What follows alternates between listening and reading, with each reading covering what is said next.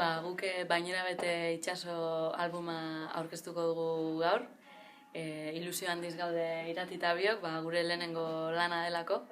Eta tira, izenburuak esaten duen moduan, album honetan kontatzen dugu bere baineraren barruan itxaso bat topatzen duen umearen historia.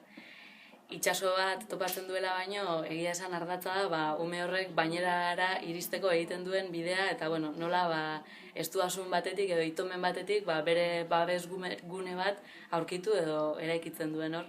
Eta gutxi gara bera hori da.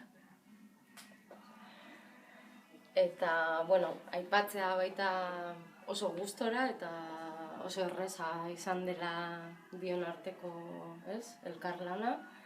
Eta igual ilustrazioi dagokionez aukeratu dugula arkatzez egitea lana, gero urak berak daukan indar hori azpimarratzeko edo.